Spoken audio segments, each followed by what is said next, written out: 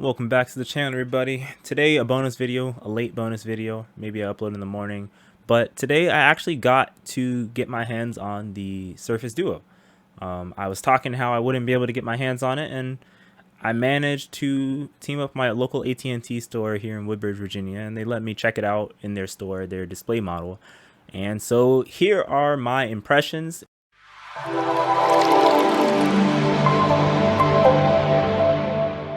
It starts off with the size, and you'll notice in the video the size is pretty solid. It's very thin. It is razor thin. So a comparison a lot of people said was between the device, how thin it is based on the USB Type-C port of it, and this right here, if I can make sure it's in frame, there we go.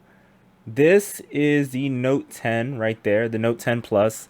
And you can see just how thin this is in comparison to its Type-C port.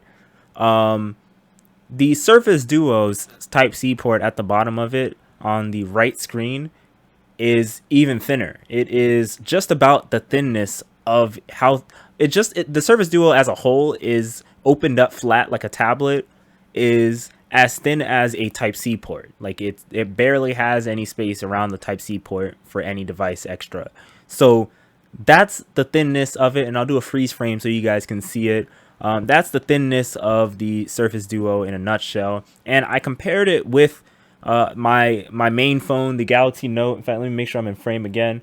I compared it with my main phone just to see how it was. It was the only device I had on hand.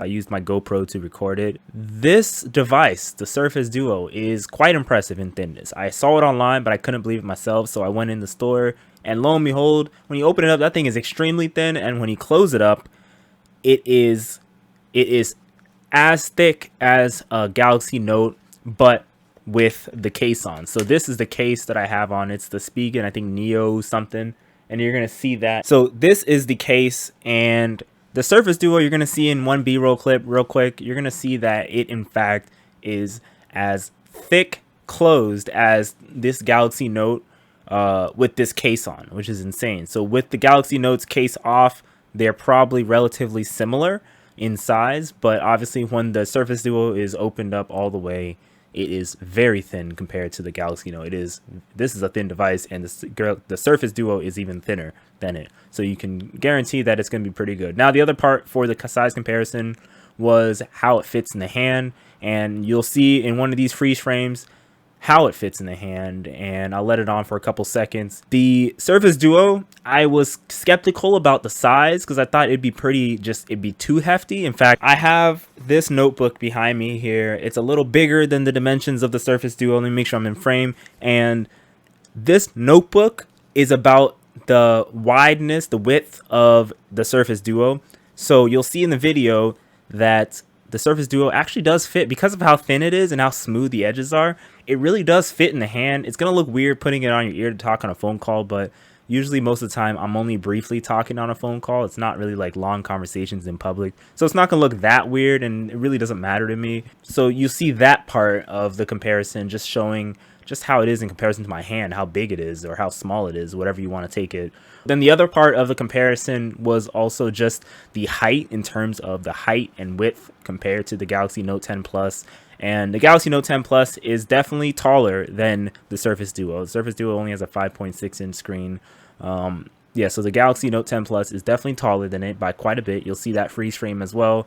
And then you'll also see that obviously the Surface Duo is quite wider, obviously, than the Galaxy Note 10 Plus, because this is quite a narrow phone. Next up, let's jump over into the camera. I didn't get to take pictures with the camera, but I got to play around with the camera interface, and you're gonna see some repeated B-roll footage that I picked up with the camera app. And the camera app is your usual camera app. It reminds me exactly of every camera app that's out there nowadays, these modern camera apps, where you swipe the bottom and you can change the different modes you want to go into, whether you want video, panoramic, photo, and so on.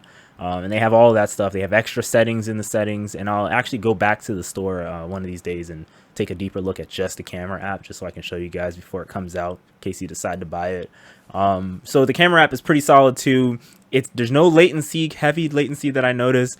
I was telling the store employee there at my local AT&T store that the camera app and the phone in general, I don't really use my phone's camera too much, like these, like what you see on YouTube where people are really pinning the camera.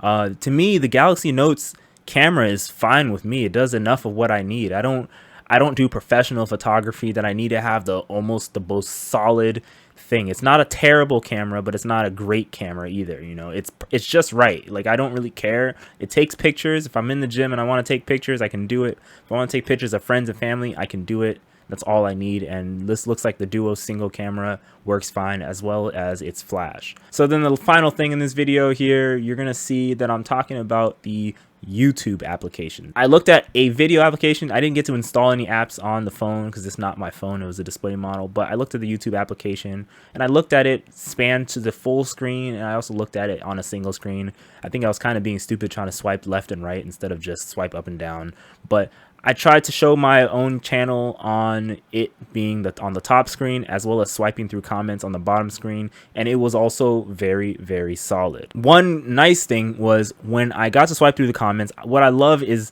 basically when you turn it sideways. So imagine this phone being it. When you turn it sideways, the whole width of what would be the Galaxy Note is essentially your video playing back, and then the bottom part is essentially your scroll through everything else. So you still get like a full screen experience even when because it's like a tablet, even when you're playing back, so which is really nice even when you're scrolling through everything. And of course you can also cut it in half and do a different app on the other screen if you don't want to only deal with YouTube. So that was a really nice thing. The channel pages looked nice, everything looked nice so far. It was initial impression. It was really only like 5 minutes that I was there. I couldn't really do too much. For the ending of this video, if you guys like this video, obviously I'm gonna say to subscribe and share it to your friends or whoever who's thinking about buying the device or is just interested. And also let me know in the comment section below what you think of the device as well, if you're planning on getting it, and also what other things I should look at on the device. So let me know what you guys think in the comment section below, and anything I should look at for the device before September 10th comes out, or even after. Who knows when I'll get it? I don't know yet. It's kind of expensive. But my name is Kwaku, and thanks for staying tuned with this video, and take care, everybody.